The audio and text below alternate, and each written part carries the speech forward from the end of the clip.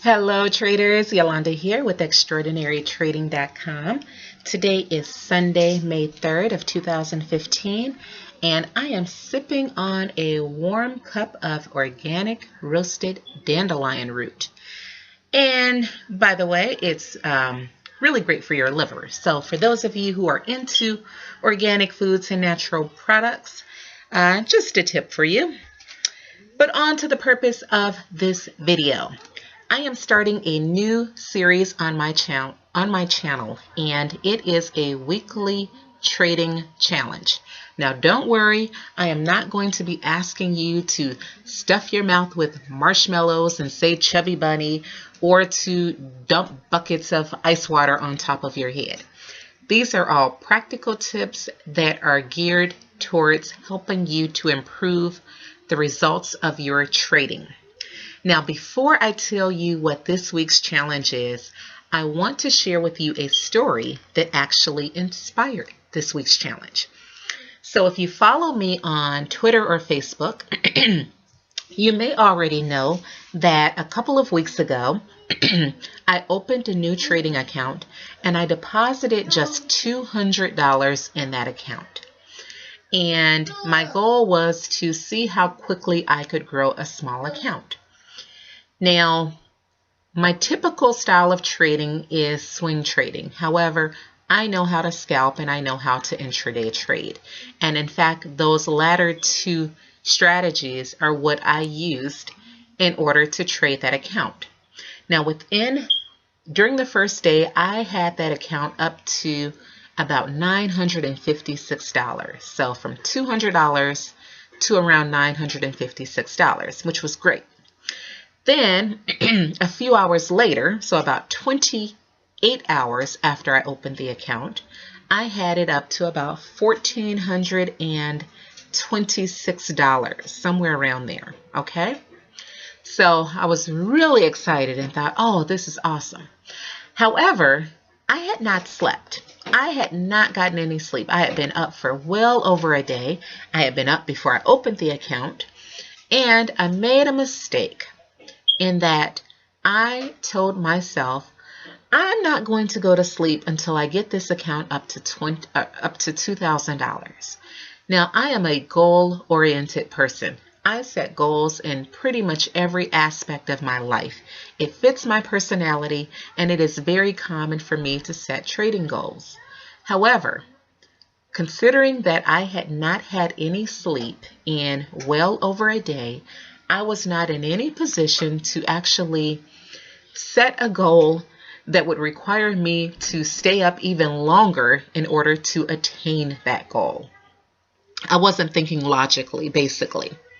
Now, I trade for a living, so this is how I pay my bills. And I ended up finding myself in a position on this particular account where I was getting whipsawed. I was losing money, and I know better. I ordinarily am able to pretty quickly identify when price is going to be consolidating and there's a setup for traders to get whipsawed. However, I didn't identify it soon enough. I allowed myself to get whipsawed several times, and I took a drawdown where I lost several hundreds of dollars on that particular account. My other accounts were fine because I was swing trading, but on that account, I took a significant drawdown.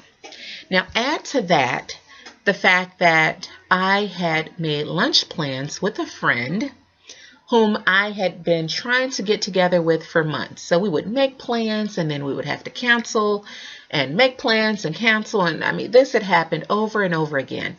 And so I said, you know what? It's nice outside. Reservations have been made. I haven't seen my friend in months. I am not going to cancel this lunch meeting. So by this time, I've been up for about 48 hours, okay?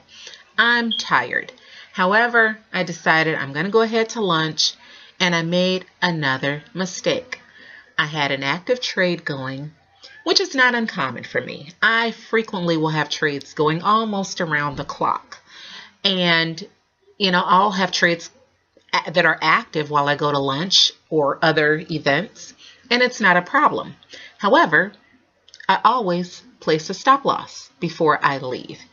And in this particular instance, I completely forgot.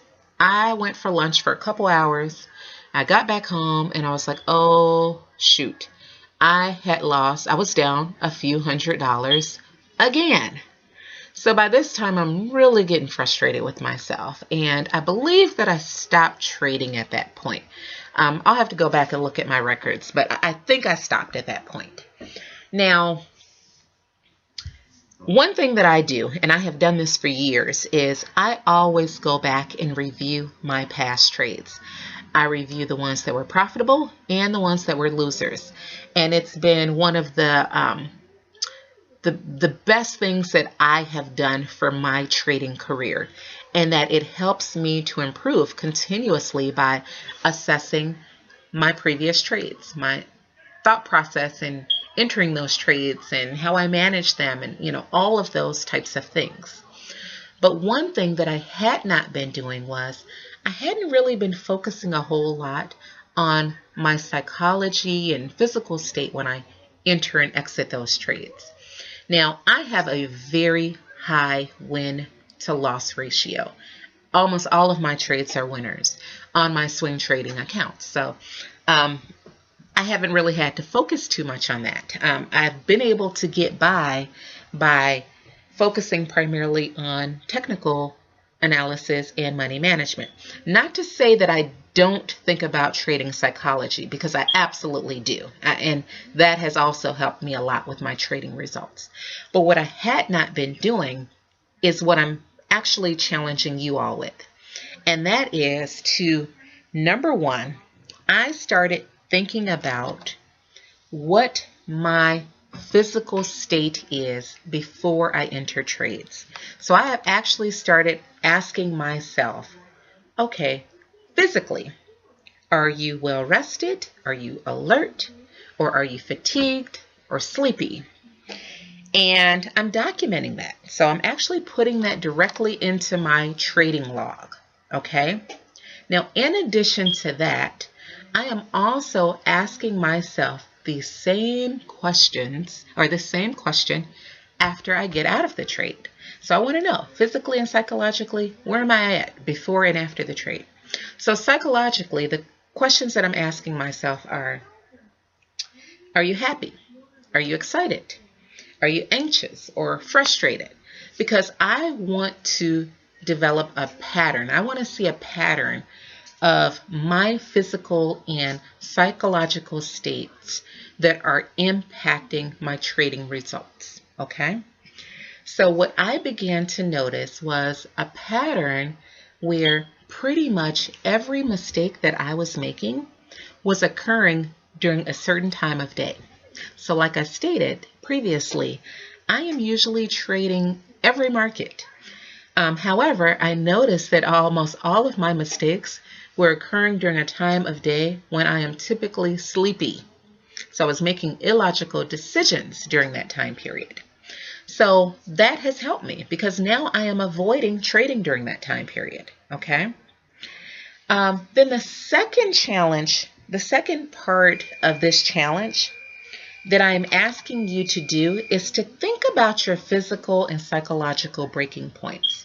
So to give you some examples, a physical breaking point I would consider to be, say for example, if you know that after trading for 2 hours, you start to become mentally fatigued, and that's where you begin to make mistakes, then that's your physical breaking point. Or it could be 8 hours or 10 hours or 12 hours, whatever that is. A psychological breaking point I would consider to be, an example would be if you have a 2% drawdown on your account and that upsets you, it frustrates you, then that's a psychological break point. And my advice to you is to identify what those breaking points are and to avoid them. So if you know that you can only trade for 2 hours before you make mistakes, stop trading after 2 hours. If you know that after losing 5% of your account, you're going to be frustrated, you're going to be short with your kids and your significant other, or you're kicking things around or breaking things around, avoid reaching that point where you are losing that much money. Okay. So for me, that sort of a psychological break point for me is that I don't like to lose more money than what I can make in an average day. Okay. So I try to always stop trading after I have reached that limit. Okay. So I hope you guys participate in this week's trading challenge. Feel free to leave any comments below. Let me know what your challenges are or any breakthroughs that you've had in terms of overcoming those challenges that have resulted in a drastic improvement in your trading results. And if you have any questions on this particular trading challenge, again, feel free to leave those questions in the comment section below. And as always, happy trading.